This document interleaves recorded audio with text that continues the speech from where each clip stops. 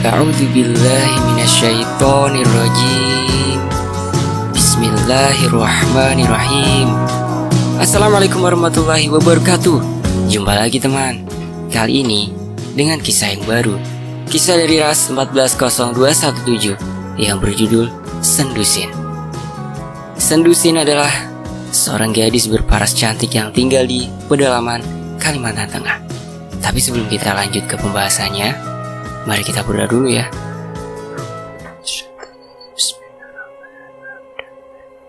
Allahumma shalli ala sayyidina Muhammad wa ala ali sayyidina Muhammad. Amin. Oke, kita masuk ke ceritanya.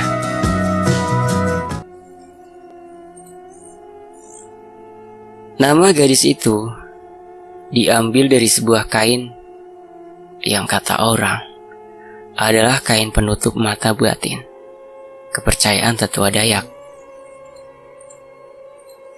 Gadis itu tinggal di sebuah lampau atau gubuk. Lampau itu sebutan untuk gubuk oleh orang-orang Dayak Kalimantan Tengah.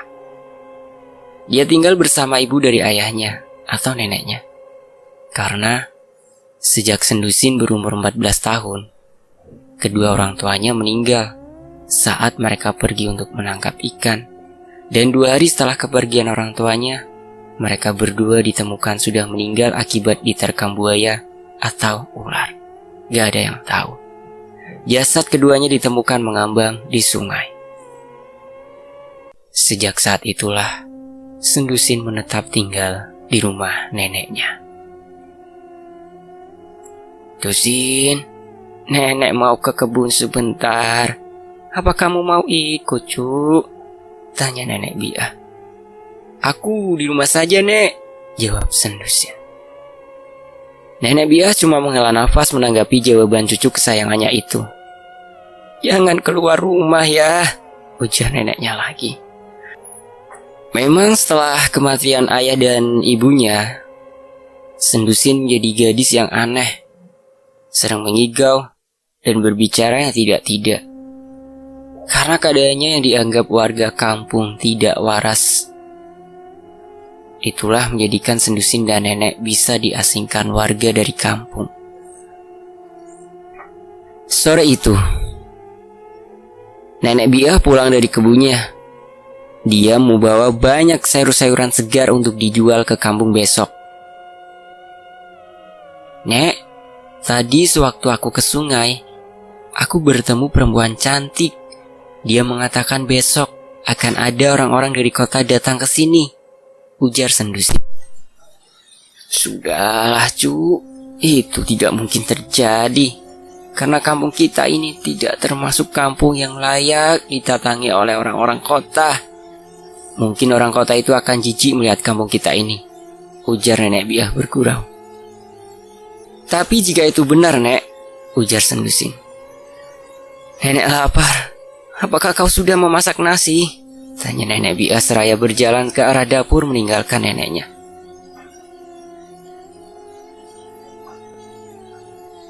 Aku sudah memasak, Nek, ucap Sendusin berjalan mengikuti neneknya ke dapur. Wah, ada kalau ibu jawau, daun singkong direbus plus minyak sedikit, ujar nenek Biah. Nenek dan cucunya makan dengan lahap. Keesokan harinya, nenek Biah berangkat untuk menjual sayur-sayurnya. Dusin, jangan keluar rumah lagi sebelum nenek pulang ya, ujar nenek Biah. Sendusin mengangguk lalu menutup pintu.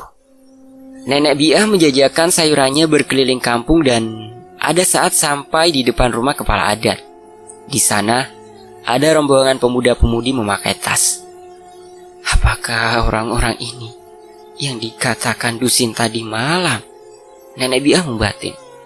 Naik ke sini, panggil wanita berusia 45 tahun yang baru saja keluar dari dalam rumah kepala adat.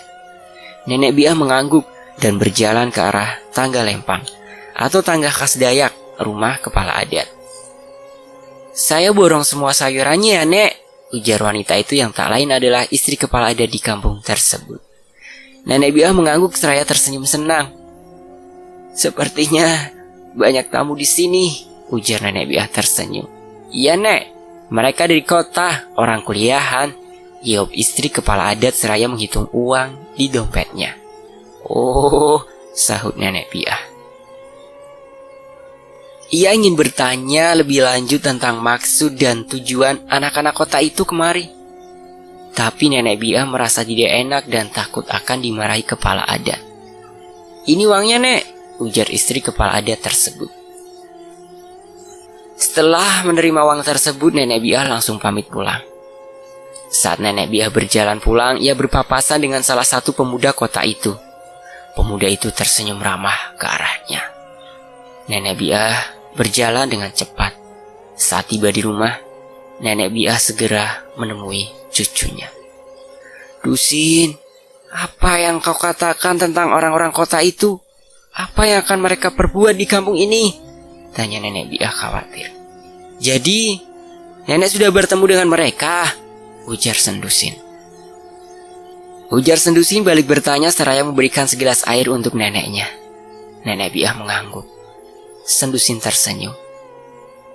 "Tidak akan terjadi apa-apa pada kampung kita, kurasa.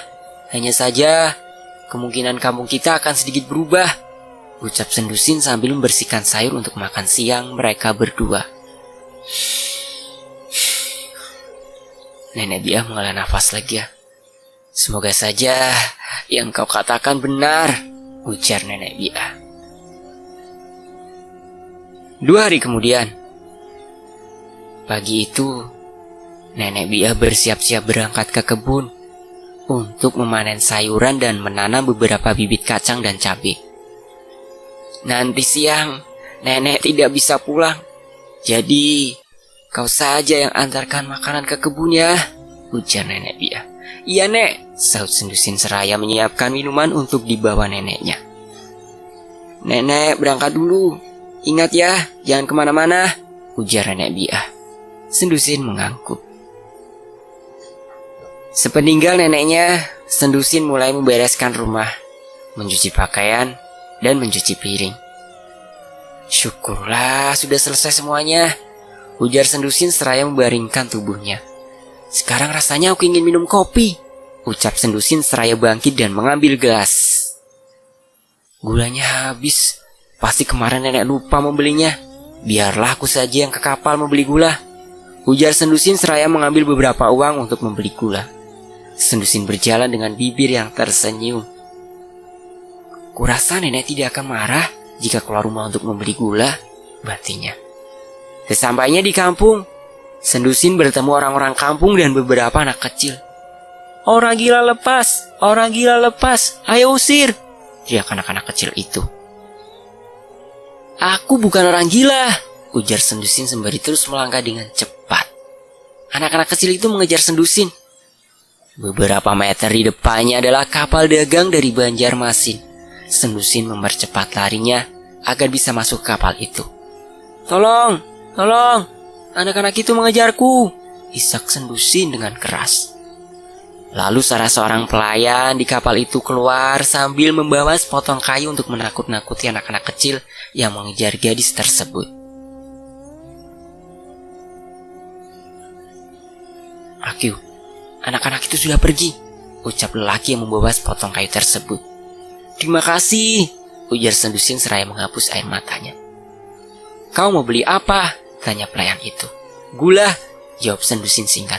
"Sebentar, aku ambilkan," ujar pelayan itu. "Ah, sudah kubilang jangan menaruh sabun sembarangan. Sabun dan sampo ku habis dibuang anak-anak kecil itu." Terdengar suara dari arah luar kapal. Seorang pemuda tampan seusia Sendusin masuk ke dalam kapal dagang itu. "Baru kemarin kau beli sabun, sekarang beli lagi," ujar pelayan itu seraya tertawa. "Yah, anak-anak kecil di sini sungguh membuat pusing. Mereka suka mengganggu dan peralatan-peralatanku habis terbuang sia-sia," keluh pemuda itu seraya membayar belanjaannya. "Kurasa kau benar, gadis itu pun baru saja dikejar anak-anak kecil itu. Kasihan dia, dilempari batu dan kayu. Untung dia cepat sampai ke sini," ujar pelayan itu seraya menuju ke arah Sendusin yang tertunduk. Pemuda tampan itu tersenyum ke arah Sendusin. "Hai," sapa pemuda itu. Sendusin menatap lekat ke wajah pemuda itu, lalu tersenyum. Memangnya kau bukan asli penduduk sini? Sampai anak-anak nakal itu mengejarmu melemparimu dengan batu? Tanya pemuda itu. Sendusin menggeleng. Kau tidak keberatan jika aku meminta waktumu sebentar? Ada beberapa hal yang ingin kutanyakan tentang kampung ini padamu, ujar pemuda itu ramah. Sendusin mengangguk. Woi, pesan 2 bungkus mie rebus sama Fanta botol. Bawa ke atas ya, ujar pemuda tampan itu pada pelayan kapal. Kita ngobrol di atas kapal saja ya, ucapnya pelan. Sendusin mengikuti pemuda itu. Ayo silakan duduk, ujar pemuda itu seraya menarik tangan Sendusin. Kita kenalan dulu, namaku Syahid. Kalau namamu siapa? Ujar pemuda tampan tersebut seraya mengulurkan tangannya. Sendusin, jawab Sendusin pelan. Hah? Namaku Sendusin. Aku tidak tahu kenapa orang tuaku memberi nama aneh padaku, ucap Sendusin. Enggak kok, aku cuma kurang jelas mendengarnya tadi, ujar Syahid tidak enak. Sendusin tersenyum. Kamu orang pertama yang mau berbicara ramah padaku, ucap Sendusin pelan. Memangnya kenapa? Tanya Syahid penasaran. Sendusin menghela nafas lalu menceritakan apa yang membuatnya dijauhi oleh orang-orang kampung. Aku rasa itu semua bukan masalah. Semua manusia memiliki perbedaan, dan perbedaan yang ada pada dirimu itu bukanlah sesuatu yang harus dijauhi. Kau istimewa, ucap Syahid tersenyum. Sendusin tersenyum mendengar ucapan Syahid. Sesaat mereka terdiam hanyut dalam pikiran masing-masing. Ini pesananmu, ujar pelayan kapal membuyarkan lamunan keduanya. Terima kasih, ujar Syahid tersenyum. Pelayan itu mengangguk membalas senyum Syahid. Kapal ini akan berangkat ke Banjarmasin sekitar pukul 12 siang nanti, ujarnya seraya tersenyum ramah. Ya setelah ini kami juga akan pergi, ujar Syahid tertawa seraya menepuk lantai. Pelayan itu juga ikut tertawa. Ayo makan, setelah ini kau mau kemana? Tanya Syahid. Aku mau memasak makanan untuk nenekku dan mengantarnya ke kebun, ujar Sendusin. Bolehkah aku ikut ke kebun kalian? Sudah lama rasanya aku tidak merasakan suasana di kebun, ujar Syahid tersenyum penuh harap. Sendusin mengangguk. Tadi kamu membeli apa ke sini? Atau kamu hanya ingin bersembunyi dari kejaran anak-anak nakal itu? Tanya Syahid. Aku mau membeli gula, jawab Sendusin. Setelah selesai makan, mereka berdua turun dari atas kapal. Aku mau membayar gula aku dulu, ujar Sendusin. Biar aku saja, anggap saja ini rasa terima kasihku karena kamu mau berteman denganku, ucap Syahid serasa tersenyum. Terima kasih, ucap Sendusin seraya berjalan keluar kapal menunggu teman barunya itu. Beberapa saat kemudian, Syahid keluar dengan membawa 2 kantong plastik besar berisi macam-macam makanan dan gula. Ayo kita ke rumahmu, ujar Syahid. Lebih baik kamu antar belanjaan ini dulu, biar aku tunggu di sini, jawab Sendusin. Kemana aku mengantarnya kalau kamu menunggu di sini? Ini kan untuk kamu dan nenekmu, ucap Syahid tersenyum. Sebanyak ini? Jangan nanti dikira nenek aku mencuri, ujar Sendusin menolak. Tidak, kamu berlebihan, ucap Syahid tertawa. Ayo, ajak Syahid seraya berjalan mendahului Sendusin. Sendusin berjalan di belakang Syahid. Nah, itu orang gilanya, teriak anak-anak kecil yang tadi mengejar Sendusin. Sendusin berlari mendahului Syahid. Dasar anak-anak nakal. Kalau kalian terus begini pada orang yang lebih tua dari kalian, maka aku tidak akan segan melaporkan kalian pada Pak Kepala Adat, teriak Syahid seraya ikut berlari mengejar Sendusin dan anak-anak itu. Kamu itu orang baru, kamu tidak tahu sebenarnya orang gila ini, dalam bahasa Dayak Murung, jawab salah satu anak itu. Syahid tidak mengerti apa yang dikatakan anak-anak itu. Astagfirullah, ucap Syahid melihat anak-anak itu memukuli dan melempari Sendusin layaknya orang gila. Plak, plak, plak, plak. Syahid menampar satu persatu anak-anak yang berusia 10 hingga 15 tahun itu dengan keras. Kalian ini kalau besar ingin jadi apa? Masih kecil aja udah berkelakuan layaknya hewan, bentak Syahid. Anak-anak itu berlari ketakutan setelah ditampar oleh Syahid. Anak-anak itu sepertinya tidak pernah diajar umpat Syahid kesal seraya membantu Sendusin berdiri. Mereka semuanya memang benciku, ujar Sendusin terisak. Makanya nenekku tidak mengizinkan aku keluar rumah, isak Sendusin. Syahid menghela nafas panjang. Lalu mereka berdua melanjutkan perjalanan ke rumah Sendusin. Saat berjalan dalam keheningan, akhirnya mereka sampai di rumah Sendusin. Maaf, rumah kami kecil dan kumuh, ujar Sendusin seraya membuka pintu. Tidak apa, jawab Syahid tersenyum. Tidak seharusnya tadi kamu menampar anak-anak itu, ucap Sendusin seraya menatap wajah Syahid. Memangnya kenapa? Tanya Syahid tertawa. Mereka akan mengadu dan kamu pasti akan dapat masalah, ujar Sendusin. Tidak apa-apa, jawab Syahid pelan. Kamu tunggu sebentar ya, aku mau memasak makanan untuk nenekku dulu, ujar Sendusin. Boleh aku bantu biar cepat, ujar Syahid tersenyum. Sendusin mengangguk. Apa yang harus aku kerjakan, En? Tanya Syahid. Kamu bersihkan sayur ini saja, jawab Sendusin seraya memberikan beberapa macam sayuran. Aku mau menanak nasi dulu ya, ujar Sendusin seraya mengambil beberapa takar beras dan menumpahkannya ke dalam kencang. Maaf ya, kamu tidak boleh ikut makan karena kami tidak mempunyai peralatan masak yang baru. Kamu muslim kan? Ujar Sendusin menatap Syahid. Iya, tidak apa-apa, kan tadi aku sudah makan di kapal, jawab Syahid tersenyum ramah. Sendusin melanjutkan pekerjaannya memasak sayur.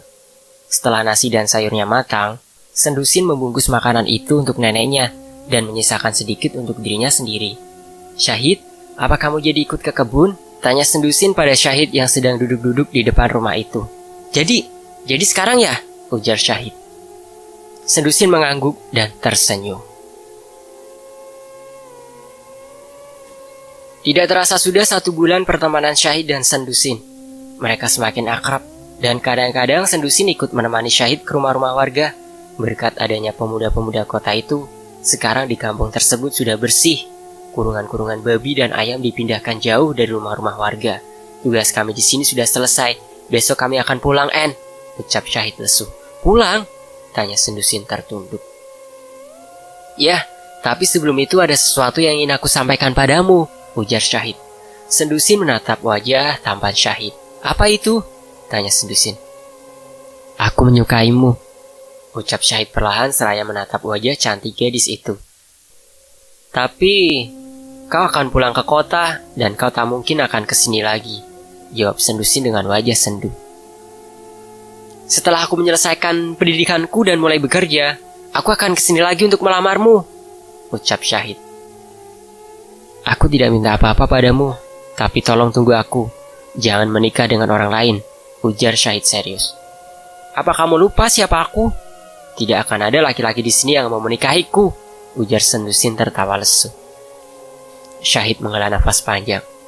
Aku juga ingin berpamitan pada nenek dan meminta tolong agar nenek menjaga kamu untukku, ucap Syahid. Tapi, apa kamu mau menikah denganku? Tanya Syahid penuh harap. Sendusin tersenyum dan mengangguk. Cie, nikah cie. Buruan yang belum nikah, ayo ah. Aku janji, kalau ada waktu saat libur nanti, aku pasti akan kesini, ujar Syahid. Aku akan menunggumu, ucap Sendusin pelan. Syahid tersenyum lalu mengelus rambut Sendusin. Ambil ini kerudung dari ibuku. Katanya kalau aku sudah menemukan perempuan yang cocok, maka aku harus memberikan kerudung ini dan sekarang aku sudah menemukan perempuan itu, ujar Syahid seraya memakaikan kerudung itu pada Sendusin. Ini begitu indah, aku tidak pantas memakainya, ujar Sendusin menolak. Nanti kalau kita sudah akan menikah, apa kamu ikut agamaku? Tanya Syahid lembut. Sendusin mengangguk pelan dan tersenyum. Malam itu Syahid berpamitan ke rumah Sendu dan neneknya.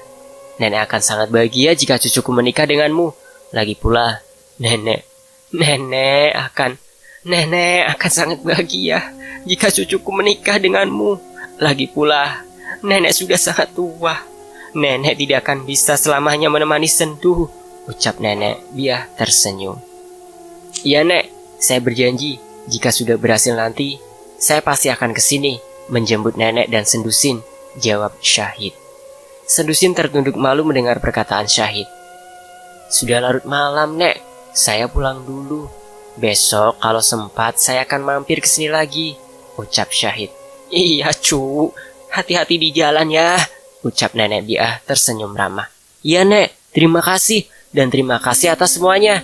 Nenek sudah sangat baik kepada saya, ujar Syahid seraya menyalami Nenek Biah. Nenek Biah tersenyum dan mengelus kepala Syahid. Aku pamit dulu ya, aku janji. Suatu hari nanti, aku akan datang lagi ke kampung ini untuk melamarmu, ujar Syahid seraya menatap wajah cantik Sendu. Aku akan menunggumu datang ke kampung ini lagi, jawab Sendu menitikkan air matanya. Jangan menangis, ucap Syahid menatap Sendu. Entah kenapa dadaku rasanya begitu sakit, ucap Sendu bergetar. Syahid, berjanjilah padaku, kamu akan baik-baik saja, ucap Sendu seraya menatap wajah tampan Syahid. Syahid tersenyum. Iya, aku pasti akan baik-baik saja, jangan khawatir, jawab Syahid tersenyum. Sendu mengusap air matanya dan ikut tersenyum. Ya sudah, aku mau pulang dulu. Besok kalau sempat, aku akan kesini berpamitan pada nenek dan kamu, ujar Syahid. Semoga besok kamu selamat sampai ke tujuan. Doaku selalu bersamamu, ucap Sendu. Syahid tersenyum, lalu melangkah pergi meninggalkan ke rumah Sendu dan neneknya. Cu, kenapa kau terlihat gelisah seperti itu? Tanya Nenek Biah seraya menyeruput kopi hitamnya. Entahlah Nek, jawab Sendu. Aku pergi tidur dulu ya Nek, ujar Sendu seraya berjalan meninggalkan neneknya. Sekitar jam 3 dini hari, Sendu terbangun dari tidurnya dengan tubuh penuh keringat dingin dan wajah yang pucat pasi. Oh Tuhan, kenapa mimpiku begitu buruk? Semoga saja tidak akan ada hal buruk yang akan terjadi pada Syahid besok, ucap Sendu terisak. Sendu kembali berbaring, perasaannya berkecamuk. Sesaat kemudian, dia kembali bangun. Nek, aku bermimpi buruk. Aku takut terjadi sesuatu pada Syahid, Nek, ucap Sendu seraya duduk di samping neneknya. Tidak akan ada apa-apa pada Syahid. Lagi pula, besok Syahid pulang, kan tidak sendirian, cu, jawab Nenek Biah seraya membuka matanya yang masih terasa mengantuk. Aku khawatir, Nek, ucap Sendusin. Doakan saja dia, cu. Semoga dia baik-baik saja dan selamat sampai tujuan, ujar Nenek Biah seraya mengelus bahu cucunya itu. Kamu mau kemana? Tanya Nenek Biah menatap Sendusin yang beranjak dari duduknya itu. Aku mau ke sungai, Nek, jawab Sendusin lalu berjalan keluar. Nenek Biah menghela nafas lalu kembali memejamkan matanya. Sementara itu, Sendusin berjalan di tengah kegelapan malam untuk ke sungai. Dusin, berhati-hatilah. Tiba-tiba terdengar suara tanpa wujud. Apa itu kau? Tanya Sendusin sembari mencari-cari sumber suara itu. Marias, apa itu kau? Apa kau tahu tentang sesuatu, Marias? Tanya Sendusin. Hening. Sendusin menghela nafas panjang lalu melanjutkan perjalanannya ke sungai.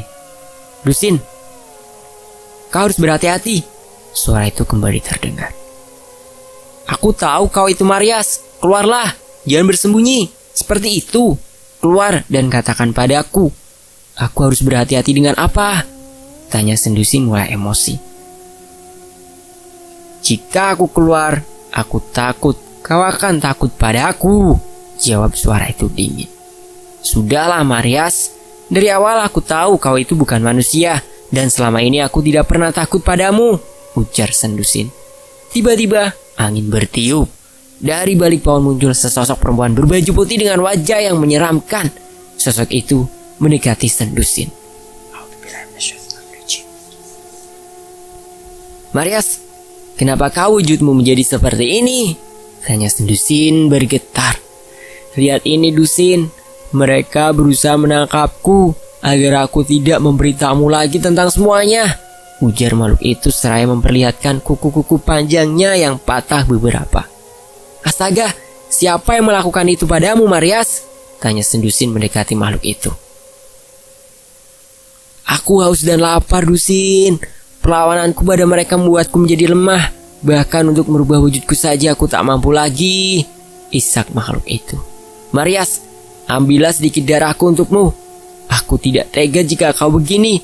Bagaimana jika mereka itu kembali mengejarmu? Aku tidak ingin kau ditangkap. Kau satu-satunya sahabatku, Marias, isak Sendusin seraya berusaha meraih tubuh makhluk itu. Jangan, Sendusin. Aku tidak ingin darahmu. Pakik makhluk itu lalu terbang menjauh. Marias, panggil Sendusin, namun makhluk itu sudah menghilang. Siapa yang dimaksudkan dengan mereka itu? Batin Sendusin. Sendusin membatalkan niatnya ke sungai. Dia berbalik dan berjalan kembali ke arah rumahnya. Nek, aku bertemu wanita itu lagi, Nek. Dia mengingatkanku untuk berhati-hati, ujar Sendusin setelah sampai di rumah dan duduk di samping neneknya yang sedang tidur. Siapa, cu? Tanya nenek Bia sedikit membuka matanya. Wanita itu, jawab Sendusin singkat lalu beranjak dari tempat tidur neneknya. Nenek Bia mengerutkan keningnya.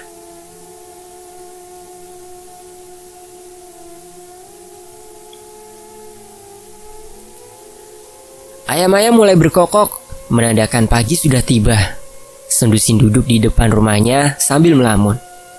Cu, apa yang sedang kau pikirkan? Tanya nenek Bia yang baru saja keluar dari rumah. Aku mencoba memahami perkataan wanita itu padaku tadi malam, Nek. Dan aku juga masih sangat mengkhawatirkan Syahid, jawab Sendusin. Nenek Bia menghela nafas lalu duduk di samping Sendusin. Lebih baik kau mandi berpakaian yang bersih. Kita ikut mengantar Syahid, bujuk nenek Bia.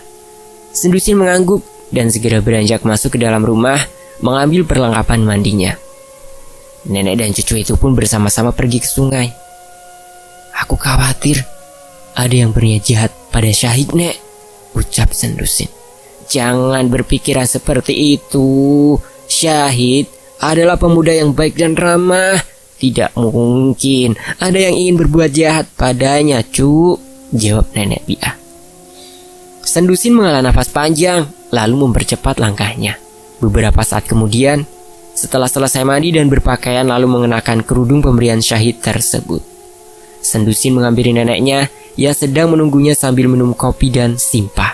Simpah itu sirih yang dikasih kapur dan pinang lalu dikunyah. Nek, apakah aku cocok mengenakan ini? Ucap Sendusin pada neneknya.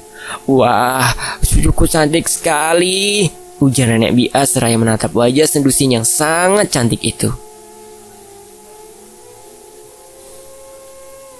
Kita berangkat sekarang saja, Nek, nanti kesiangan, ujar Sendusin.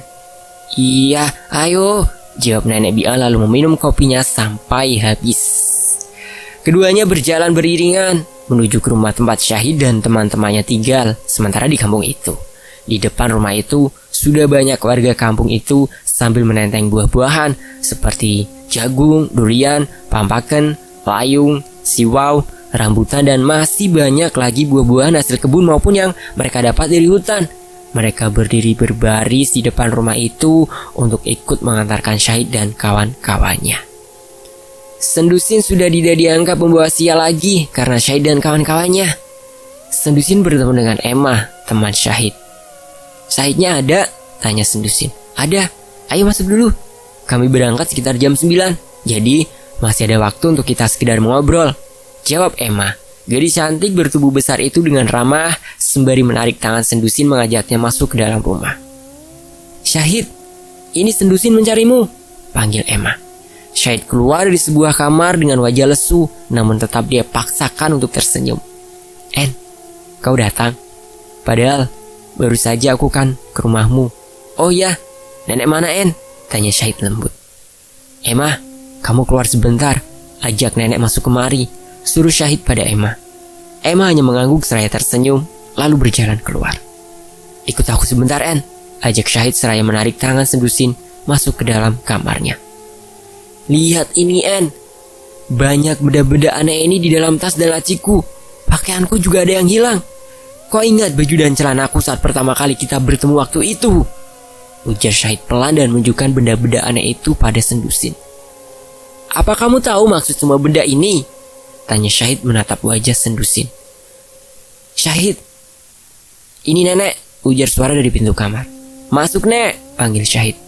Astaga, ujar nenek Bia kaget setelah memasuki kamar Syahid. Ada apa nek? Tanya Syahid bingung. Dari mana kau mendapatkan benda-benda ini, cu? Apa ada yang memberikannya padamu? Tanya nenek Biah bergetar. Dengan perasaan campur aduk, Syahid menceritakan tentang benda-benda itu yang tiba-tiba ada di kamarnya, dan tidak lupa Syahid menceritakan pakaiannya yang menghilang itu. Kalau kamu percaya, di sini benda-benda itu digunakan untuk menyantet atau mengguna-guna agar si korban bisa dikendalikan dari jarak jauh. Itu sangat berbahaya, cu, ujar nenek Biah. Maksudnya, Syahid ada yang ingin menyantet, nek? Tanya Emma ketakutan sambil melihat ke arah Syahid. Iya, kalau diletakkan menyilang pertanda santet, tapi ini tidak berarti ini bertujuan untuk mendapatkan Syahid, jawab nenek Biah menatap Syahid dengan tatapan iba. Berarti ada yang jatuh cinta dengan Syahid, begitu nek? Tanya Emma lagi. Nenek Biah mengangguk. Sendusin menghela nafas. Syahid, kamu punya agama, kamu punya Tuhan yang akan selalu menjagamu dari apapun. Berdoalah Syahid, jangan biarkan setan menguasaimu, ucap Sendusin dengan mata berkaca-kaca. Ya En, aku akan selalu berdoa, jawab Syahid. Namun dalam hatinya masih merasa takut akan apa yang dikatakan nenek Biah. Tak terasa, jam sudah menunjukkan pukul 8 lebih. Obrolan mereka pun terpaksa harus terputus karena kapal yang menjemput Syahid dan kawan-kawan sudah datang. En, aku harus pulang hari ini karena tugas kami di sini sudah selesai. Tapi aku berjanji akan terus mengirim surat, ujar Syahid. Sendusin tersenyum. Aku masih belum lancar membaca, Hid, ucapnya sambil tersenyum. Syahid tersenyum lalu meraih mengusap kepala gadis itu. Kalau begitu, nanti aku akan mengirimkan gambar-gambar atau foto-fotoku saja untukmu agar kamu tahu aktivitasku sehari-hari apa, ucap Syahid lembut. Syahid mengambil tasnya dan membimbing tangan Sendusin keluar dari rumah diikuti kawan-kawannya. Saat berpamitan dengan warga kampung, Syahid tetap memegang erat tangan Sendusin. Kalian cocok sekali, Kak, celoteh salah seorang anak kecil menggunakan bahasa Indonesia yang masih sangat kaku. Syahid tersenyum dan menoleh ke arah Sendusin.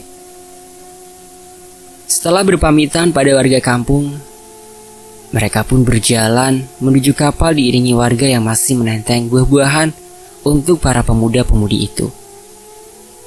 En, jaga diri baik-baik ya.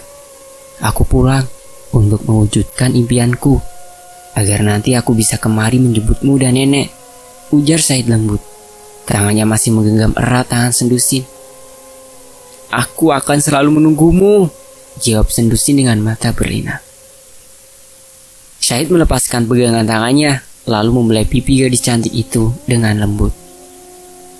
Sampai bertemu lagi, En, ucap Syahid lalu menaiki kapal yang akan membawanya kembali pulang ke tempat asalnya tersebut. Di atas kapal, Syahid dan kawan-kawannya melambaikan tangan kepada warga desa dan Sendusin. Perlahan-lahan, kapal itu mulai bergerak ke tengah, menjauhi daratan, membawa pemuda-pemudi itu.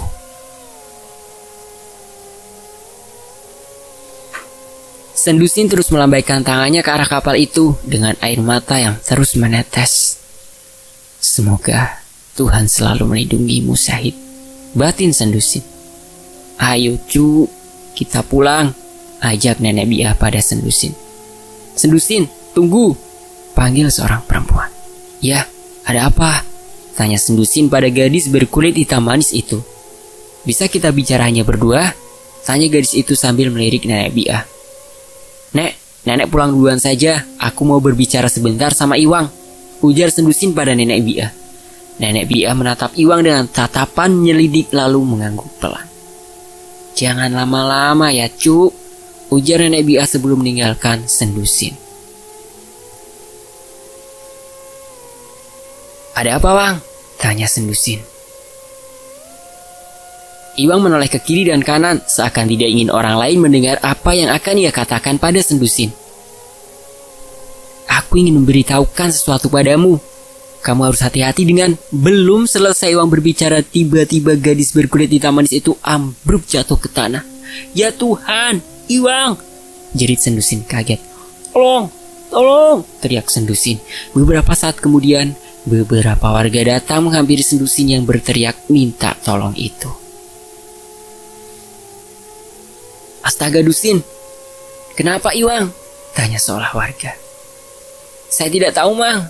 Tiba-tiba dia jatuh pingsan begini, isak Sendusin. Lalu, beberapa orang warga menggotong tubuh Iwang, mengantarnya pulang ke rumah. Ya Tuhan, ada apa ini? Batin Sendusin seraya menyapu air matanya. Kamu pulang saja Dusin, nanti dikira orang tua Iwang, kamu yang membuat Iwang begitu, suruh seorang lelaki tua berusia 60 tahunan.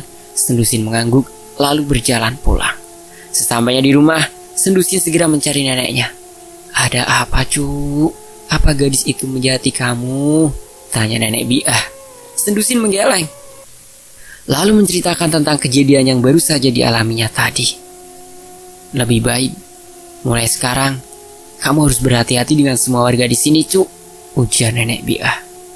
Nenek takut jika beberapa di antara mereka yang ada berniat jahat padamu, lanjutnya. Sendusin mengangguk. Nanti sore kita menjenguk Iwang, melihat keadaannya, ujar Nenek Bia lagi.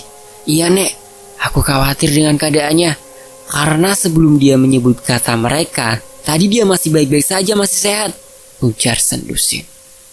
Nek, tiba-tiba terdengar suara memanggil Nenek Bia dari luar rumah. Kamu Atat, ada apa Cu? Tanya Nenek Bia pada seorang pemuda yang lumayan tampan itu. Ini Nek, saya mau ngasih ikan tapa untuk Nenek Dadusin, ujar pemuda yang bernama Atat tersebut seraya memberikan seekor ikan tapa khas Kalimantan Tengah yang lumayan besar. Besar sekali Cu, dipotong saja, ini kebanyakan, ujar Nenek Bia. Tidak Nek, ini memang saya niatkan untuk Nenek dan Dusin, karena tadi saya dapat 5 ekor, yang 4 ekor besar dan yang ini yang paling kecil Nek, ujar Atat seraya tersenyum. Ya sudah kalau begitu, ikannya Nenek terima. Terima kasih banyak ya Atat, ucap Nenek Bia seraya mengambil ikan itu. Nenek mau membersihkan ikan ini dulu ke sungai, kamu ngobrollah dulu dengan Dusin ya Atat, ujar Nenek Bia. Tidak usah Nek, biar aku saja yang ke sungai, Nenek temani Atat saja, ujar Sendusin cepat lalu mengambil ikan iku dan membawanya ke sungai. Saya juga mau ke sungai Nek, mau membersihkan bekas ikan ini, ujar Atat tersenyum ramah lalu berjalan mengikuti Sendusin. Dusin, sepertinya kau akrab sekali ya dengan pemuda kota itu, tanya Atat berusaha berjalan sejajar dengan Sendusin. Memangnya kenapa? Mereka orang baik, mereka juga yang membuat aku jadi dihargai di kampung ini, jawab Sendusin ketus. Atat terkekeh sambil menggaruk kepalanya. Sejujurnya, dari dulu aku berusaha meyakinkan orang-orang kalau kamu itu tidak seperti yang mereka pikirkan, tapi tidak pernah ditanggapi oleh orang-orang, ujar Atat menunduk. Sendusin tersenyum kecut. Setelah sampai di sungai, Sendusin duduk di atas sebuah batu, lalu mulai membersihkan ikan tapa pemberian Atat. Dusin, aku ingin sekali berteman denganmu, seperti orang-orang kota itu yang berteman akrab denganmu, ujar Atat seraya duduk di dekat Sendusin. Atat, aku tidak pernah menolak siapapun yang ingin berteman denganku, bahkan hantu saja aku terima, ujar Sendusin tersenyum. Atat terdiam sesaat. Hantu? Kau berteman dengan hantu? Tanya Atat. Tidak, aku hanya bergurau, jawab Sendusin cepat. Kalau sudah selesai membersihkan tanganmu, lebih baik kau pulang saja Atat. Kalau kau di sini aku takut ada warga yang lewat lalu menduduki kita yang bukan-bukan, ujar Sendusin. Gampanglah, kalau itu terjadi, kita kawin saja, jawab Atat tanpa beranjak dari duduknya. Sendusin tidak menggubris jawaban Atat. Dia tetap asyik membersihkan ikan tapa tersebut dan mulai memotong-motongnya. Setelah selesai, Sendusin segera beranjak dari duduknya dan berjalan pulang ke rumahnya. "Dusin, apa boleh nanti sore aku kemari lagi?" tanya Atat yang berjalan di belakang Sendusin. "Terserah kau saja, tapi nanti sore aku dan nenekku akan pergi ke rumah Iwang," jawab Sendusin. "Buat apa ke rumah Iwang? Bukankah selama ini dia selalu bersikap tidak peduli padamu?" ujar Atat. "Sudahlah Atat, Iwang tidak jauh berbeda denganmu. Dulu kau pun sama seperti mereka, menyebutku pembawa sial," ujar Sendusin tersenyum sinis. Atat terdiam beberapa saat, lalu berjalan mendahului Sendusin. Setelah sampai di rumah Sendusin, Atat segera berpamitan pulang dengan nenek Biah. "Ada apa dengan Atat, cu? Kenapa dia seperti terburu-buru pulang?" tanya nenek Biah seraya mengambil potongan-potongan daging ikan tapa itu. "Tidak apa-apa, Nek," jawab Sendusin seraya tersenyum. "Oh iya, Nek, beda-beda yang ada di kamar Syahid itu apa? Ada hubungannya dengan Iwang ya?" tanya Sendusin seraya mengunyah pinang muda. "Entahlah, sepertinya memang ada orang yang menginginkan Syahid. Entah itu Iwang atau bukan, nenek tidak tahu, cu," jawab nenek Biah sambil membakar ikan tapa. Santet ataupun pelet yang dikirimkan orang itu, aku hanya berharap dan berdoa kepada Tuhan agar kekasihku selalu dalam lindungannya. Semoga Syahid selalu ingat aku dan ingat akan janji-janjinya, ucap Sendusin. Wajar saja jika ada perempuan yang jatuh hati pada pemuda itu. Dia baik, sopan, pintar, dan juga tampan. Dan satu lagi, dia sangat cocok untukmu, ujar nenek Biah seraya mengipas-ipas bara api. Nenek, ujar Sendusin dengan wajah memerah karena malu. Kita doakan saja, semoga Syahid selamat sampai tujuan dan akan kembali ke sini untuk menepati janjinya pada cucuku ini, ucap nenek Biah seraya tersenyum lebar hingga gigi-giginya yang hitam karena simpa terlihat dengan jelas. Sore harinya, setelah selesai mandi dan berpakaian, kedua nenek dan cucu itu pun pergi menuju rumah Iwang. Singkat cerita, mereka berdua akhirnya di rumah orang tua Iwang. Saat mereka berdua masuk ke rumah itu, tiba-tiba tercium bau busuk yang sangat menyengat. Dari dalam rumah. Jantung Sendusin berdegup kencang. Segala macam pikiran bercampur aduk jadi satu. Isak tangis dari dalam sebuah kamar terdengar begitu memilukan. Itu suaranya ibunya Iwang. Ya Tuhan, kenapa bisa begini? Ujar Sendusin terperanjat kaget melihat keadaan Iwang yang sangat memprihatinkan. Ada lubang sebesar telur puyuh di lehernya, dan dari lubang itu keluar berbagai macam binatang kecil yang menjijikkan, dan bau busuk yang tercium dari luar dan ternyata berasal dari lubang kecil di leher Iwang. Sendusin, sebenarnya apa yang terjadi dengan anakku? Kenapa dia seperti ini setelah bertemu denganmu? Bentak ayahnya Iwang. Aku bersumpah bahwa aku tidak pernah berbuat apa-apa pada Iwang, Mang, ujar Sendusin terisak. Ayah Iwang terdiam sesaat. Tiba-tiba, Iwang menggerakkan tangannya, melambai ke arah Sendusin. Sendusin mendekati gadis itu. Setelah dekat, Iwang memegang erat tangan Sendusin dan matanya berkaca-kaca menatap Sendusin. Seperti ada yang ingin dia sampaikan. Ada apa, Wang? Apa yang sebenarnya terjadi padamu?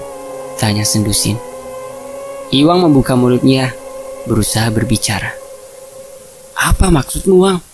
Tanya Sendusin berusaha memahami maksud dari gerakan bibir dan mulut Iwang. Apa yang kau maksud itu, Atap? Tanya Sendusin menunjuk ke arah atap rumah. Iwang menggeleng, lalu meremas tangan Sendusin dan mengulangi gerakan bibir yang sama. Apa yang kau maksudkan adalah manusia? Tanya Sendusin. Iwang mengangguk. Atat? Tanya Sendusin ragu. Iwang mengangguk. Sudut matanya mengeluarkan air.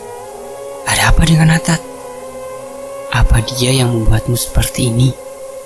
Tanya Sendusin sedikit emosi. Iwan menggeleng pelan. Lalu tangannya meraba telinganya, lalu turun ke dadanya. Sendusin terdiam sejenak. Kamu mendengar? Tanya Sendusin. Iwang mengangguk. Namun, tiba-tiba Iwang terbatuk. Dari mulut dan lehernya yang berlubang keluar darah. Mata gadis itu melotot, dan sesaat kemudian tubuh gadis itu mengejang hingga akhirnya melemah, dan darah yang keluar dari leher serta mulutnya tadi sudah berhenti. Iwang sudah mati, isak ayahnya yang memeriksa tubuh anaknya itu. Pergi kamu Sendusin, bentak ayahnya Iwang dengan isak tangisnya mengusir Sendusin dan neneknya. Aku harus menemui Atat, Nek, ujar Sendusin setelah lumayan jauh dari rumah Iwang. Jangan sekarang, kita tunggu saja dia ke rumah kita, Cu, ujar Nenek Biah seraya menarik tangan Sendusin. Malam itu Sendusin sengaja duduk di luar rumahnya, berharap bisa bertemu dengan sahabat hantunya, Maryas. Dusin, apa kau tidak mengantuk? Tanya Nenek Biah. Tidak, Nek. Nenek, tidur saja duluan, jawab Sendusin. Yang tadi itu tidak usah dipikirkan, Cu. Itu sudah menjadi garisan hidup Iwang, ujar Nenek Biah. Iya, Nek, jawab Sendusin singkat. Keheningan malam itu tiba-tiba buyar oleh langkah-langkah kaki yang berjalan dengan tergesa-gesa ke arah rumah Sendusin. Sendusin! Tiba-tiba suara di kegelapan itu memanggilnya. Sendusin turun ke tanah untuk memastikan siapa yang memanggil namanya itu. Hening. Angin dingin bertiup, suara guntur bergemuruh di langit malam itu. Tidak ada siapapun di situ.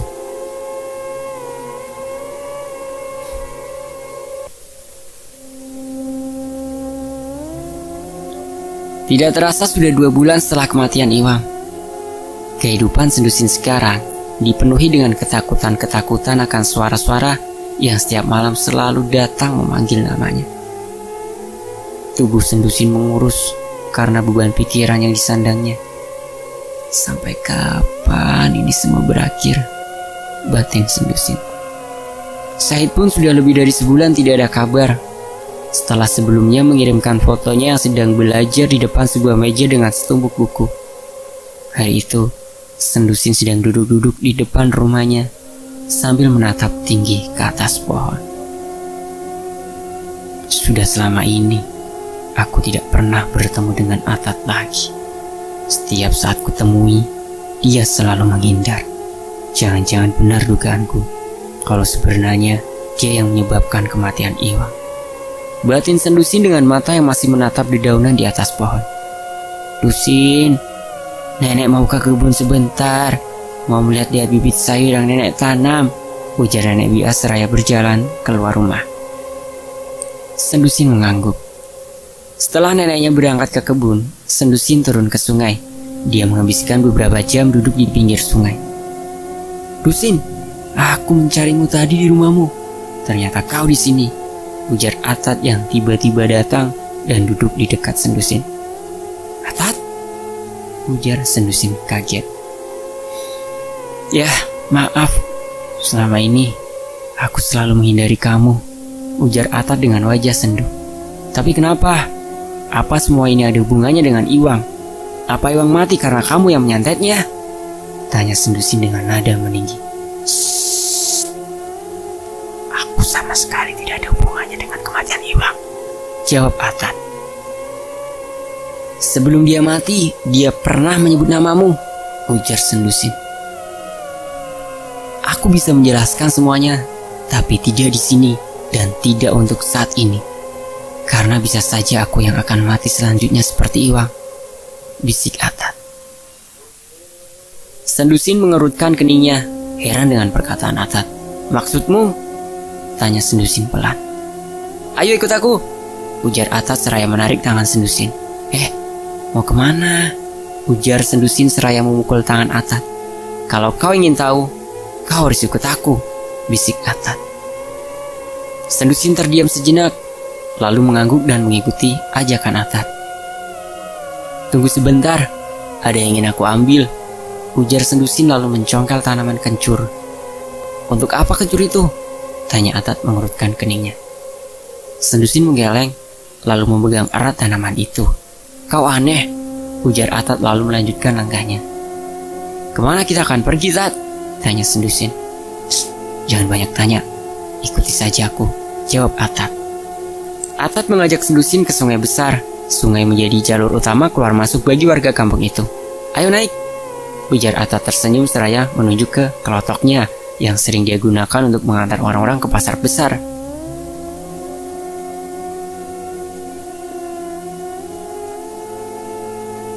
Sendusin naik ke kelotok, sementara tangannya masih memegang arat kecil bawahnya. Mau kemana, Tat? Tanya istri kepala adat yang ada di pinggir sungai. Ah, ini Bu, saya dan Sendusin ingin memancing, jawab Atat sekenanya. Saya permisi Bu, ujar Atat lagi. Kenapa kau berbohong, Tat? Tanya Sendusin. Diam, ujar Atat dengan cepat. Sekitar 1 jam perjalanan ke arah hulu, akhirnya Atat menepikan kelotoknya di dekat pohon yang mondo yang menjuntai ke air. Dengan cepat Atat mengikat tali kelotoknya pada pohon itu. Kurasa kita sudah sangat jauh. Semoga kita berbicara di sini, ujar Atat lalu menarik nafas panjang.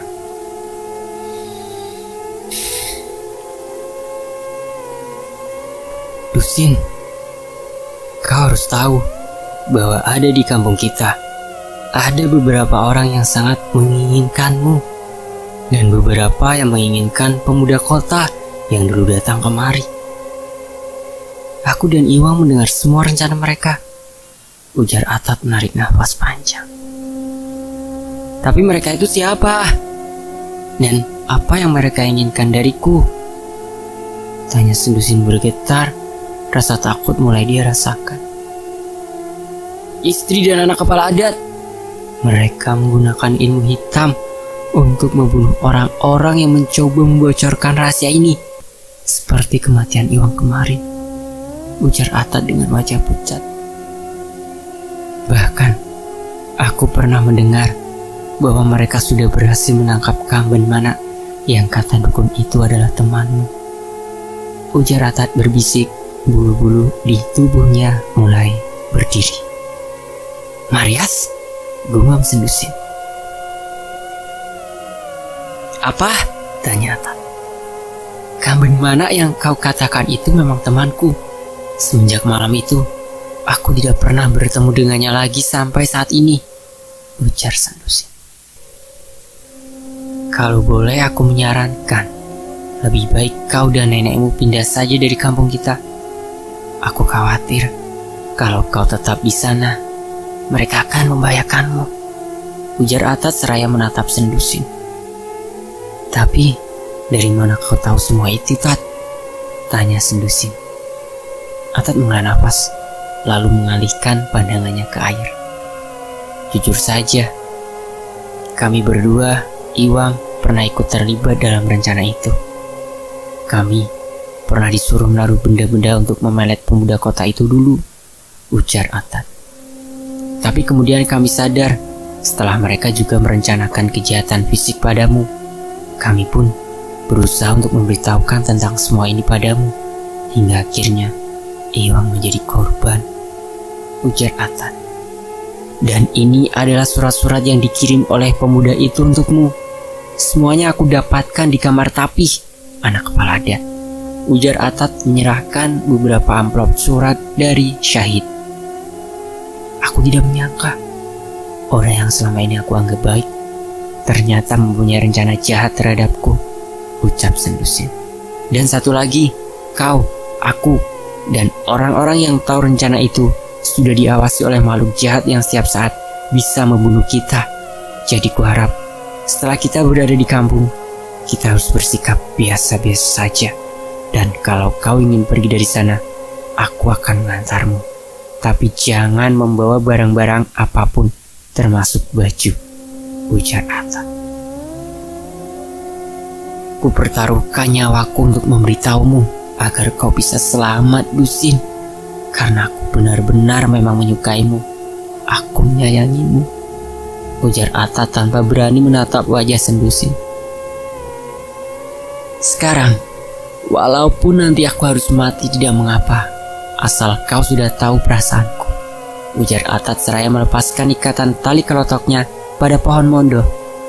Atat, terima kasih, ucap Sendusin. Atat tersenyum. Aku berharap makhluk itu tidak tahu kalau aku sudah mencuri surat-surat di kamar si Tapi, ujar Atat tertawa kecil. Bagaimana caranya kau masuk ke rumah itu, Tat? Tanya Sendusin. Aku disuruh mengganti beberapa lantai yang sudah hampir patah oleh istri kepala adat. Dan kebetulan di kamar si Tapi ada beberapa sarang binatang pembawa ulat. Jadi aku disuruh membersihkan sarang angkut-angkut itu, dan Tapi membiarkanku di kamar itu dengan pintu dalam keadaan tertutup.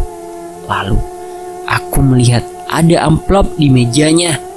Aku lihat di dalam amplop itu ada tulisan dan beberapa foto pemuda kota itu. Jadi aku mengambilnya untuk kuberikan padamu, ujar Atat tersenyum sambil mendayung.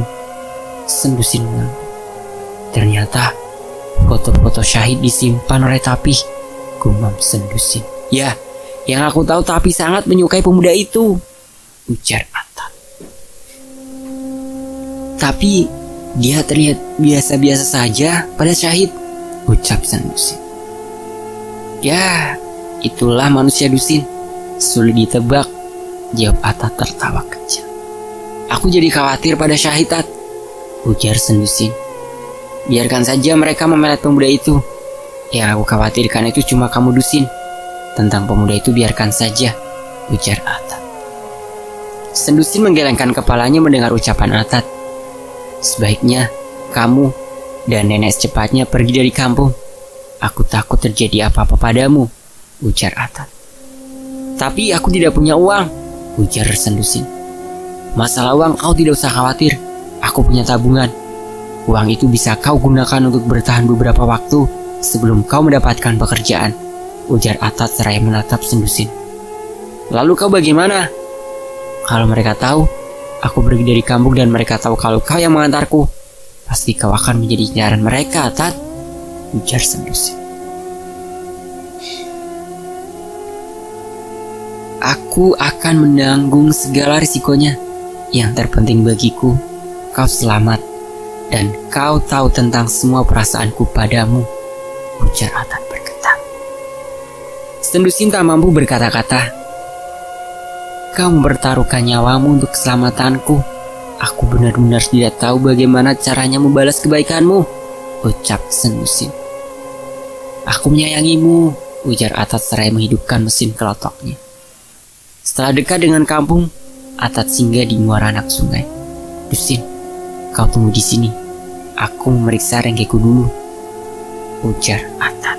Sendusin mengangguk. Atat berjalan menyusuri muara sungai itu masuk ke dalam untuk melihat rengge yang dia pasang. Setelah beberapa saat, Atat kembali dengan membawa banyak ikan dan ada seekor ular yang sudah mati di tangan kanannya. Atat tersenyum ke arah Sendusin. Aku dapat banyak ikan, ujar Atat. Sendusin tersenyum dan mengangguk. Wah, ikan besar-besar, ujar Sendusin. Kita bagi dua nanti ya, ujar Atat seraya masuk ke dalam kelotok. Biar nanti mereka tidak curiga, lanjut Atat setelah berada di dalam kelotok. Sendusin mengangguk. Sepanjang jalan, tidak ada obrolan di antara mereka. Banyak sekali orang-orang di sana, Dusin, ujar Atat menuju ke lanting. Iya, ada apa ya? Tanya Sendusin. Atat mematikan mesin kelotoknya dan mendayung ke pinggir. Ada apa, Bu? Tanya Atat pada istri kepala adat. Oh, itu pemuda kota yang dulu datang ke sini. Sekarang datang lagi. Mau menemui anakku katanya, jawab perempuan itu. Atat menatap Sendusin. Oh iya, katanya kalian memancing. Apa kalian dapat ikannya? Tanya perempuan itu lagi. Memangnya ada apa, Bu? Tanya Atat. Saya kan sedang ada tamu, tapi di rumah tidak ada ikan untuk lauk makan. Jadi, apa boleh kalau saya membeli ikan yang kalian peroleh tadi? Ujar perempuan itu. Atat mengangguk dengan cepat, lalu segera mengambil ikan yang masih di kelotoknya itu. Ambil saja, Bu, tidak usah bayar, ujar Atat memberikan ikan dan ular yang didapatnya tadi. Kami pulang dulu, Bu, untuk mempersiapkan peralatan pancing untuk nanti malam, ujar Atat lalu menarik tangan Sendusin. Ayo Dusin, ku antar pulang, ujar Atat. Atat, apakah yang dimaksud dengan pemuda kota itu syahid? Tanya Sendusin. Iya, memangnya siapa lagi? Jawab Atat dengan nada dingin. Aku harus menemui Syahid, At. Kasihan dia, ujar Sendusin. Kasihan apanya? Tidak ada yang perlu dikasihani. Dia bahagia di sana. Lebih baik kau pulang agar nanti malam kita bisa pergi memancing lagi, ujar Atat seraya menarik Sendusin. Ingat Dusin, malam ini aku tunggu di lanting. Bawa sekalian nenek. Kasihan dia ditinggal sendirian. Kita akan memancing malam ini, ujar Atat seraya mengedipkan matanya dan tersenyum. Diam di rumah dan jangan kemana-mana, ujar Atat lagi. Sendusin menarik nafas panjang. Kasihan Syahid. Aku harus bagaimana agar bisa melepaskan Syahid dari mereka, batin Sendusin. Marias, kau di mana? Apa benar kau sudah tertangkap? Batinnya. Sendusin berjalan ke arah sungai dan duduk di bawah pohon. Patiling, binatang semacam serangga. Bagi orang Dayak, pedalaman, patiling adalah penanda waktu sama dengan jam. Mulai berbunyi menandakan hari sudah hampir maghrib. Sendusin meremas kencur yang dibawanya. Marias, aku mengharapkan kedatanganmu, ucap Sendusin pelan. Seiring terciumnya bau kencur yang menyengat, sosok perempuan cantik bernama Marias itu pun datang. Sendusin tersenyum senang melihat sahabatnya itu datang. Sendusin, ujar makhluk itu seraya mendekat. Makhluk itu menyentuh wajah Sendusin dengan kuku-kukunya yang panjang. Sesaat setelahnya Sendusin jatuh tak sadarkan diri. Sendusin terbangun di tempat yang berbeda. Tempat itu gelap dan dingin. Di mana aku ini? Tanya Sendusin dalam hatinya.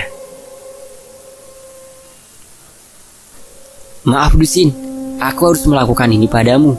Mereka terlalu kuat untuk kulawan. Di sekitar rumahmu sudah dikelilingi makhluk jahat Dusin. Mereka banyak dan sangat kuat, ujar suara lembut perempuan itu. Kau harus dengarkan kata-kataku Dusin. Demi keselamatanmu, lebih baik secepatnya kau harus pergi dari kampung itu, ujar suara lembut itu lagi. Aku tidak bisa pergi begitu saja Marias. Sementara kekasihku terjebak dalam kejahatan mereka. Aku harus menyelamatkan Syahid terlebih dahulu, ujar Sendusin. Tapi kita bisa melindungimu Dusin. Kau harus cepatnya pergi selagi ada kesempatan, ujar suara perempuan itu. Aku tahu kau sangat menyayangi pemuda itu, tapi kau juga harus memikirkan keselamatanmu. Mereka tidak hanya mengincarmu untuk dijadikan budak nafsu mereka, tapi mereka mengincar nyawamu dan keistimewaan yang kau miliki, ujar suara itu dingin. Aku tidak peduli dengan nyawaku. Kalau aku mau, aku bisa saja bunuh diri sekarang Marias. Tolong jangan halangi aku. Selama ini tidak ada satupun orang-orang yang menerimaku. Syahidlah yang membuat mereka mau menerimaku. Tidak ada gunanya aku hidup jika aku tidak bisa membebaskan Syahid dari pelet itu, isak Sendusin. Makhluk itu mendengus mendengar ucapan Sendusin. Sendusin, aku yang tidak terlihat oleh mereka saja tidak mampu untuk melawannya. Apalagi kamu, ujar suara dingin. Suara itu tak lagi terdengar lembut. Terserah apa katamu. Kalaupun aku harus mati, aku tidak peduli, teriak Sendusin. Makhluk itu mengerap. Dilanjutkan dengan teriakan yang melengking memekakan telinga. Kau keras kepala Sendusin. Kau membuatku marah. Teriakan marah makhluk itu membuat Sendusin ketakutan. Tolong kembalikan aku ke tempatku, isak Sendusin. Tiba-tiba kegelapan itu menghilang. Sendusin terbangun dari pingsannya. Dusin, ada apa cu? Tanya Nenek Biah yang sudah ada di samping Sendusin. Nenek, aku tidak bisa menceritakan semuanya sekarang, tapi aku harus melakukan sesuatu. Malam itu, Sendusin mengantar neneknya ke lanting. Di sana sudah ada Atat yang menunggu dengan sebuah mandau yang diikatkan di pinggangnya. Ayo, kita berangkat sekarang, ujar Atat. Kemana ini Atat? Tanya Nenek Biah bingung. Memancing ikan yang banyak, jawab Atat singkat. Atat, aku ingin mengambil barangku yang tertinggal. Tolong jaga nenek ya, ujar Sendusin seraya berlari. Dusin, panggil Atat. Hetang, ujar Atat kesal. Nenek tunggu di sini sebentar. apapun yang terjadi jangan turun dari kelotok. Aku harus menyusul Sendusin, ujar Atat. Berusahalah untuk bersembunyi, Nek, ujar Atat lagi. Dengan perasaan yang diliputi dengan kebingungan, Nenek Biah menuruti perkataan Atat. Dia berbaring di dalam kelotok agar tidak terlihat dari luar. Sementara itu, Sendusin berlari ke arah hutan. Setelah tiba di dekat gundukan tanah kuning di bawah pohon kariwayah, Sendusin pun dengan cepat menggali gundukan tanah itu. Keringatnya mulai bercucuran. Tiba-tiba angin dingin berhembus. Sendusin, apa yang sedang kau gali? Tanya seorang wanita yang ternyata adalah Maryas. Ada sesuatu di sini yang harus aku ambil. Aku yakin benda itu akan membantuku melawan santet itu, ujar Sendusin terus menggali. Menjauhlah, aku akan membantumu menggali tanah ini, ujar Maryas. Kuku panjang Maryas yang hitam itu samar-samar terlihat oleh Sendusin. Dengan cepat makhluk itu menggali tanah itu. Apakah benda berbungkus kain putih ini yang kau maksud? Tanya Maryas. Jangan sentuh, ujar Sendusin. Tapi terlambat. Makhluk itu sudah mengambil benda kecil terbungkus kain putih itu. Tidak lama setelah benda itu berada di tangan makhluk itu, tiba-tiba terdengar suara erangan yang sangat nyaring. Makhluk itu melemparkan benda itu ke tanah. Tangannya menghitam seperti terbakar. Apa itu, Dusin? Teriak makhluk itu. Sudah kukatakan padamu, jangan menyentuh benda itu, Maryas, ujar Sendusin seraya memungut benda kecil berbungkus kain putih itu dan membukanya.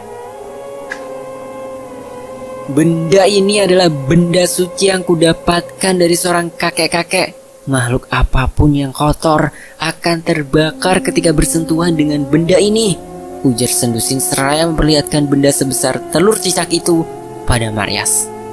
Makhluk itu mendengus. Lalu apa yang akan kau lakukan dengan benda itu? Lihatlah apa yang terjadi pada tangan dan kuku-kuku karena benda itu, ujar Maryas memperlihatkan tangannya. Semoga tanganmu bisa kembali pulih, karena walaupun kau makhluk yang kotor, tapi sangat baik, ujar Sendusin sebelum menelan benda kecil itu. Dusin, teriak Maryas. Jangan mendekat, Maryas, aku sudah tidak bisa kau sentuh lagi, ujar Sendusin lalu berlari kembali ke arah kampung. Sendusin pelan-pelan mengendap-endap, berjalan mengelilingi rumah tapi.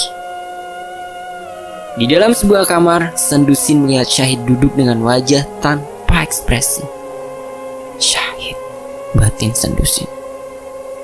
Sementara di sampingnya terlihat kepala adat terikat pada sebuah kursi dari rotan. Jadi, selama ini kepala adat ada di kamar ini? Betapa teganya mereka mengurung dan mengikatnya di sini, batin Sendusin.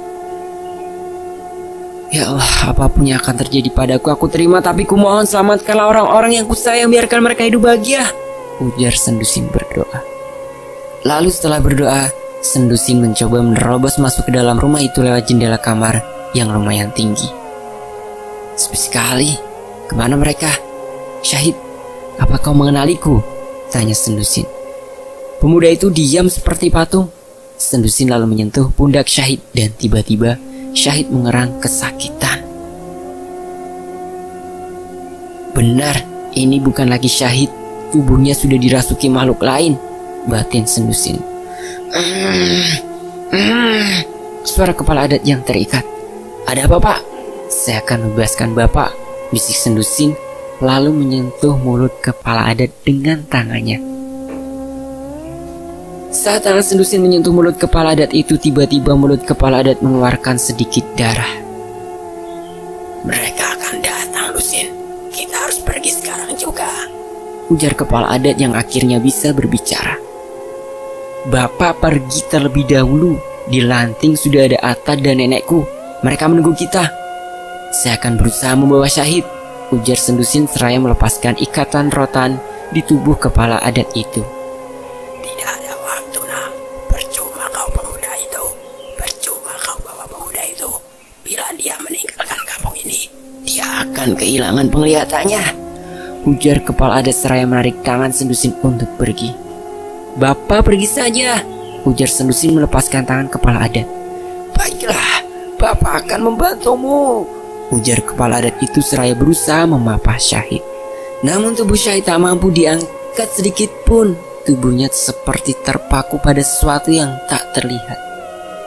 Kumohon lepaskan Syahid, ujar Sendusin seraya memeluk tubuh Syahid. Syahid mengerang kesakitan dan sesaat kemudian tubuh itu ambruk. Kita papa dia sampai lanting, Pak, ujar Sendusin. Kepala adat mengangguk lalu memapah Syahid. Setelah sampai di lanting, mereka memasukkan tubuh Syahid ke dalam kelotok. Nenek, kemana Atat? Tanya Sendusin cemas. Tadi dia bilang ingin menyusulmu, jawab Nenek Bia. Sebenarnya ada apa ini Dusin? Kenapa ada Pak Kepala Adat juga?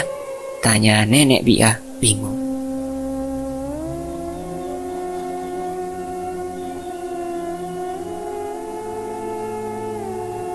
Saya kira saya menikahi perempuan baik-baik.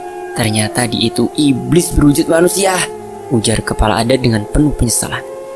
Aku harus mencari Atta dulu, Nek.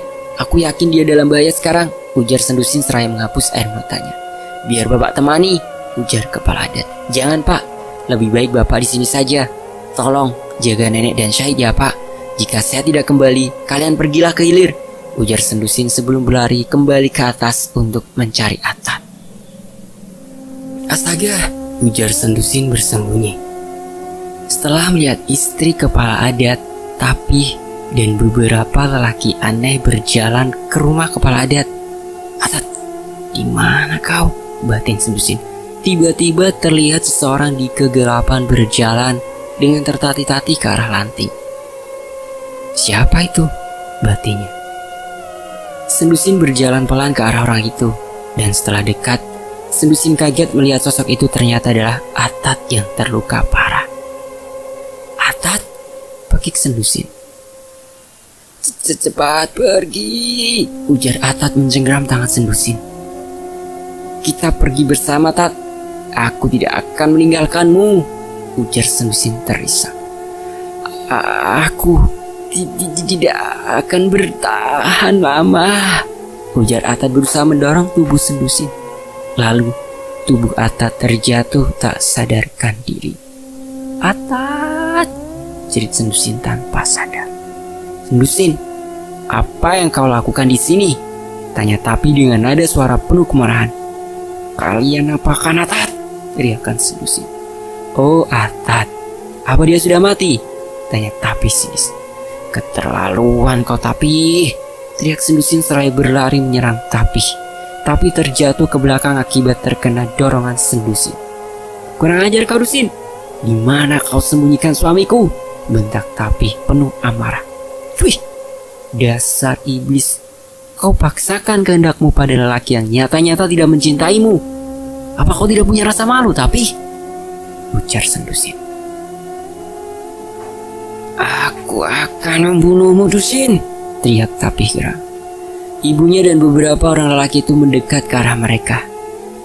Ini dia perempuan yang kita incar selama ini. Kita akan kaya raya setelah mengorbankan perempuan ini, ujar salah seorang lelaki itu. Mereka mendekati Sendusin. Sendusin ketakutan dan berjalan mundur hingga tiba-tiba kakinya tersandung tubuh Atat yang tergeletak di tanah. Atat, bangun Tat. Kita pergi dari sini, cepat. Isak Sendusin seraya menggoyang-goyangkan tubuh Atat. Keajaiban terjadi. Atat membuka matanya. Sendusin, pergilah, tinggalkan aku. Biar aku yang menghalangi mereka, bisik Atat berusaha bangun. Tidak, kau harus ikut bersamaku, ujar Sendusin. Jangan bodoh Dusin, ujar Atat seraya bangun. Tangannya memegang dadanya yang terluka. Pergi, teriak Atat seraya mencabut mandaunya dan berlari ke arah beberapa pria itu. Atat, teriak Sendusin. Cepat pergi sebelum mereka menangkapmu. Jangan sia-siakan pengorbananku, teriak Atat berusaha melawan pria-pria itu dengan tenaganya yang tersisa. Tiba-tiba, sosok putih menyambar Sendusin dan menjatuhkannya tepat di dalam kelotok.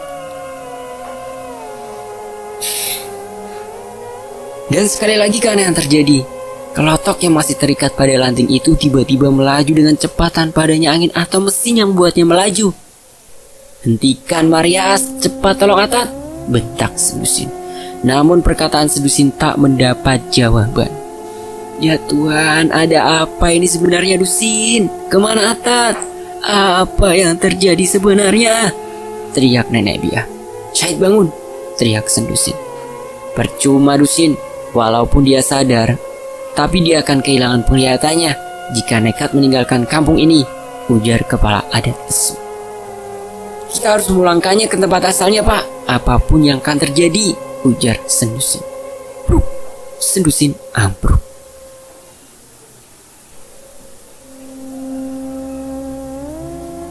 Keesokan harinya, Sendusin terbangun di pangkuan Syahid. Di mana kita sekarang? Tanya Sendusin lemah. Aku tidak tahu, semuanya gelap, jawab Syahid. Dusin, kita berhenti entah di kampung mana ini. Nenek tidak tahu, dan Pak Kepala Adat sedang mencari makanan karena Pak Kepala Adat menemukan uang di dalam kelotok si Atat, ujar Nenek Biah menjelaskan. Atat? Semoga Tuhan melindunginya, ujar Sendusin berusaha bangun. Namun, ada sesuatu terjadi pada tubuhnya. Dadanya terasa sakit, juga tangan dan kaki kirinya mati rasa. Aku tidak bisa menggerakkan sebelah kiri tubuhku, Nek, ujar Sendusin terisak. Nenek Biah kaget mendengar perkataan Sendusin. Nenek Biah memegang kaki dan tangan Sendusin. Sebelah tubuhmu dingin sekali, Cu, ujar Nenek Biah panik. Jangan cemas Dusin, mungkin kau hanya masuk angin dan kelelahan, ujar Syahid menenangkan Sendusin.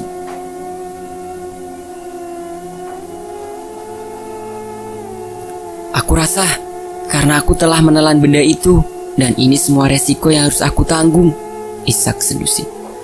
Benda apa yang kau telan, Cu? Tanya Nenek Biah kaget bercampur cemas. Benda itu, Nek, jawab Sendusin pelan. Bodoh, siapa yang memberikan benda itu padamu? Bentak Nenek Biah marah. Kau tahu apa yang terjadi jika manusia menelan benda itu? Perlahan-lahan kau akan mati, Dusin, isak Nenek Biah putus asa. Kematian hanya Allah yang tahu, Nek. Nenek jangan seperti itu. Lebih baik sekarang kita berdoa. Semoga Sendusin akan baik-baik saja, ujar Syahid.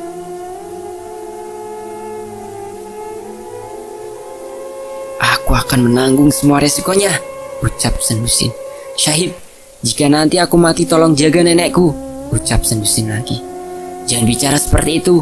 Kamu pasti akan baik-baik saja, En. Kau tunggu di sini ya, En. Aku ingin membersihkan badanku dengan air wudhu, ujar Syahid. Seraya bangun dari duduknya dan berusaha keluar kelotok. Mau kemana, Nak? Tanya kepala adat yang baru datang dengan membawa beberapa bungkus makanan. Aku ingin membersihkan diriku, Pak. Aku ingin sholat, jawab Syahid terus berusaha meraih pinggiran lanting. Kepala adat pun membantu Syahid untuk menyeberangi titian.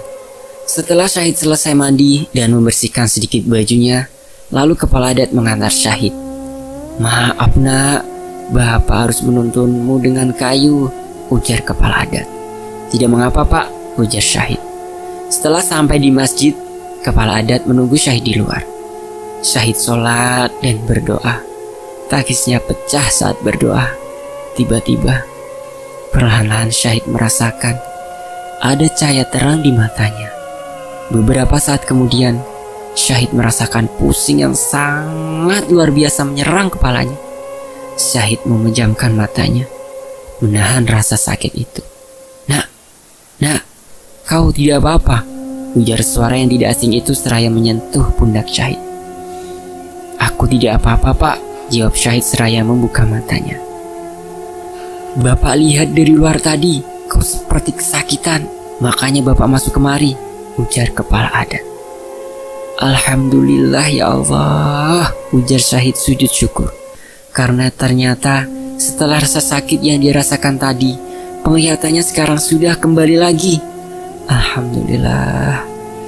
Aku sudah tidak buta lagi, Pak.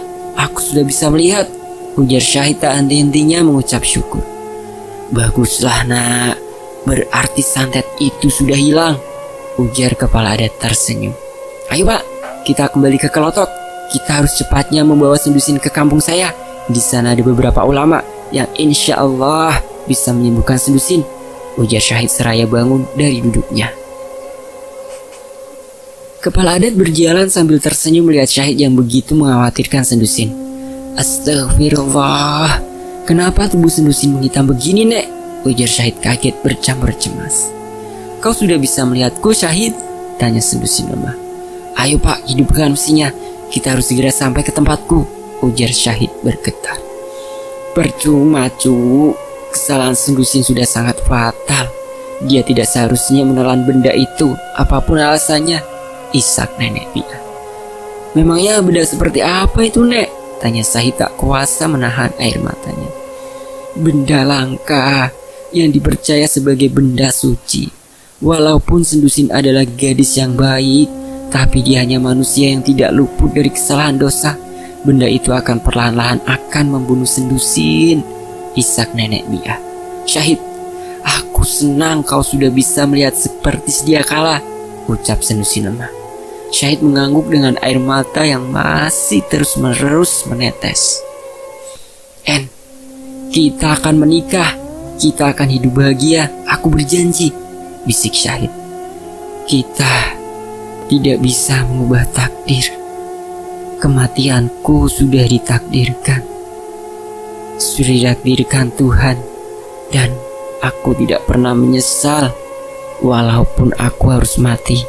Karena semuanya aku lakukan demi kamu, Syahid, ujar Sendusin.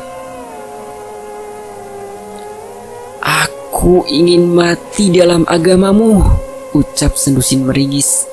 Ada rasa sakit yang teramat sangat di bagian tubuhnya yang menghitam itu. Maksudmu, kau ingin masuk Islam, En? Tanya Syahid. Sendusin mengangguk. Aku sudah tidak kuat menahan rasa sakit ini, ucap Sendusin. Ikuti apa yang aku ucapkan, En, ujar Syahid dengan air mata yang terus menetes. Syahid mengucap kalimat syahadat di dekat telinga Sendusin, dan gadis itu mengikuti dengan suara yang hampir tidak terdengar. Asyhadu alla ilaha illallah wa asyhadu anna Muhammadar Rasulullah. Dan sesaat setelah mengucapkan kalimat syahadat, Sendusin menghembuskan nafas terakhirnya di pangkuan Syahid. Inna lillahi wa inna ilaihi raji'un, ucap Syahid terisak. Sendusin sudah pergi, Nek, isak Syahid. Nenek Bia memeluk erat jasad Sendusin. Biarlah jasadnya disemayamkan di dekat rumahku saja, Nek, ujar Syahid. Sekitar 1 jam perjalanan, mereka sampai di sebuah desa yang besar dekat dengan kota.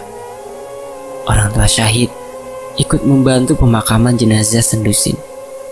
Kenangan pahit yang tak akan pernah bisa Syahid lupakan hingga sekarang. Sejak kematian Sendusin, Syahid tidak pernah menikah hingga saat ini. Dan beberapa tahun setelah melanjutkan pendidikannya, Syahid mendapatkan pekerjaan menjadi guru di sebuah sekolah dasar yang ada di Kalimantan. Sekarang Syahid sudah pensiun dari pekerjaannya. Selesai. Speechless, teman-teman. Apa yang kalian rasakan? Tulis di kolom komentar ya. Admin gak bisa komentar apa-apa dengan cerita ini. Dan atas perhatiannya Admin ucapkan banyak terima kasih ya. Admin undur diri. Sampai jumpa di kisah lainnya. Wassalamualaikum warahmatullahi wabarakatuh. Tetap di Fakta Sejarah.